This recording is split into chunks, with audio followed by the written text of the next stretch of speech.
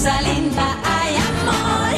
Amor se tiene una razón para amar intensamente. Se descubre de repente que por ti late más fuerte el corazón. Ay, cuando nos llama la pasión, nos hallamos frente a frente para amarnos locamente y entregarnos sin reservas al amor. Ay, amor, quédate muy dentro. Aquí está tu Rosalinda para vivir en tus sueños. Ay, amor, que me estoy muriendo.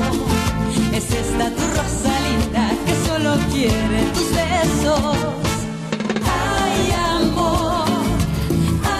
amor, aquí está tu Rosalinda para vivir en tus sueños. Toma mi alma, bebe mi cuerpo, que por tus besos me estoy muriendo. Ay, amor, es esta tu Rosalinda que solo quiere tus besos. Rosalinda, Rosalinda.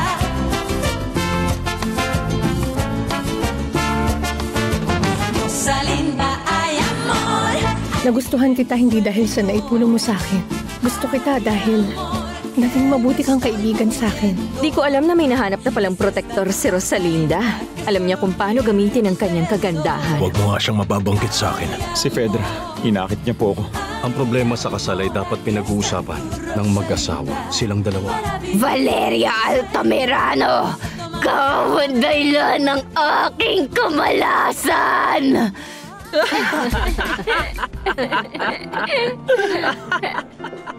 Pagbigyan mo na ako, umupo ka at uminom kasama namin. Hindi na, salamat. Ang asawa ko naghihintay. Congratulations. Ibig kong sabihin sa inyong dalawa, maganda ang kinalabasan ng pagtugtog mo at pagkanta ni Rosalinda. Ang totoo niyan, magaling lang talaga si Mr. Altamiranong tumugtog ng piano. At magaling ka namang kumanta. Paumanhin pero kailangan ko nang umalis. Maestro, bago ko umalis, pasasalamat ko sa pagtugtog mo para kay Rosalinda. Sorry sir, pero hindi mo ako kailangang bayaran. Katulad ng ginagawa mo sa iba. Pasensya na.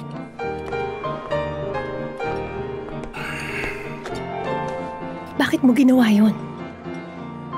Inom tayo.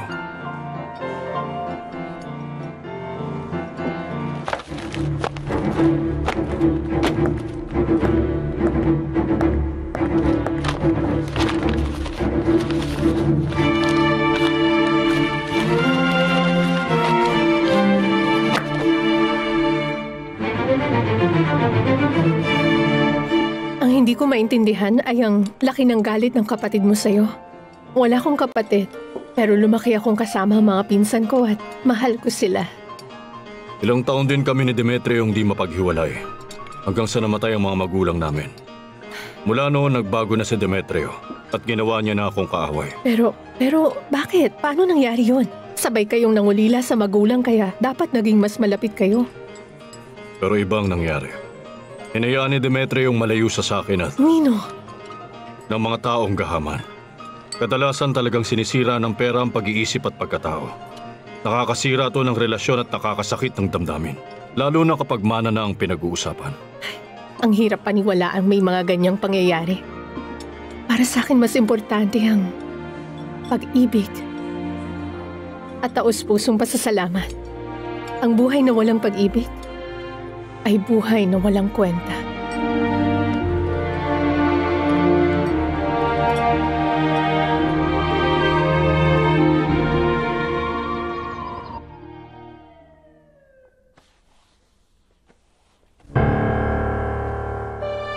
Anong ginagawa mo dito? Lumabas ka sa kwarto ko! Umalis ka na rito ngayon din! Senyora Rosalinda! Sira! Kumusta? Masaya ako makita ka. Ganon din ako, senyora. Sira, bakit mo pala ako biglang pinapunta? Eh kasi, meron akong sorpresa. Para sa akin? Ay, anak ko. anak ko. Erika!